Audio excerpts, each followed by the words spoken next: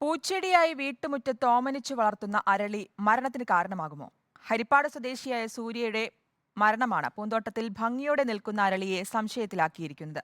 അരളിയുടെ പൂവിലും ഇലയിലുമെല്ലാം വിഷാംശമുണ്ടെന്നാണ് ആരോഗ്യരംഗത്തെ വിദഗ്ധർ പറയുന്നത്. അരളിപ്പൂവും അതിന്റെ തളിരുമൊക്കെ ഒടിച്ച് വായിലിട്ട് ചവയ്ക്കുന്ന ശീലം ചിലർക്കെങ്കിലുമുണ്ട്. എന്നാൽ ആ ശീലം അത്ര നല്ലതല്ല.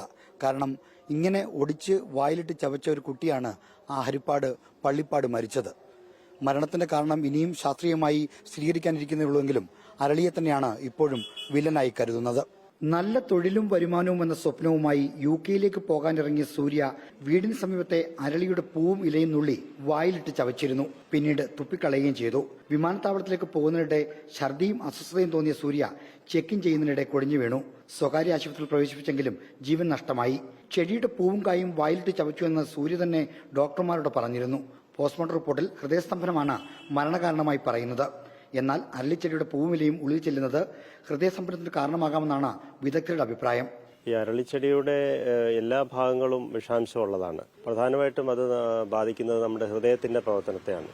ഇതിനകത്ത് അടങ്ങിയിരിക്കുന്ന ചിലതരത്തിലുള്ള ഗ്ലൈക്കോസൈഡുകളുണ്ട്, രാസഘടകങ്ങളാണ്. അത് ഹൃദയത്തിന്റെ പ്രവർത്തനത്തെ ബാധിച്ചാണ് ഇതിന്റെ അപകടം ഉണ്ടാകുന്നത്. ഹൃദയസ്പന്ദനത്തിന്റെ ആ ഒരു താളത്തിലും വ്യതിയാനം ഉണ്ടായിട്ട് കാർഡിയാക് അറസ്റ്റ് പോലെയുള്ള പ്രശ്നങ്ങൾ ഉണ്ടായിട്ട് പെട്ടെന്ന് മരണം ഉണ്ടാകാനുള്ള ഒരു സാധ്യതയാണ് ഉണ്ടാകുന്നത്. പോസ്റ്റ്മോർട്ടം ചെയ്ത ഡോക്ടറും അരളിച്ചെടിയുടെ വിഷയം മരണകാരണമാകാമെന്ന് പോലീസിനെ അറിയിച്ചിട്ടുണ്ട്. എന്നാൽ സൂര്യയുടെ ആമാശയത്തിൽ നിന്ന് ഇതിന്റെ അവശിഷ്ടങ്ങളൊന്നും ലഭിച്ചിട്ടില്ല. ഇലയും പൂവും ചവച്ചു തുപ്പിക്കളഞ്ഞതിനാൽ ചാറ് മാത്രം ഉള്ളിൽ ചെന്നതാകാനാണ് സാധ്യതയെന്നാണ് അനുമാനം. ആന്തരിക അവയവങ്ങളുടെ പരിശോധനാ ഫലം വന്നാലേ അരളിയാണോ വില്ലനെന്ന് പൂർണ്ണമായും ഉറപ്പിക്കാനാവൂ. Reporter R. സുജിത്തിന്റെ റിപ്പോർട്ടർ, ആലപ്പുഴ.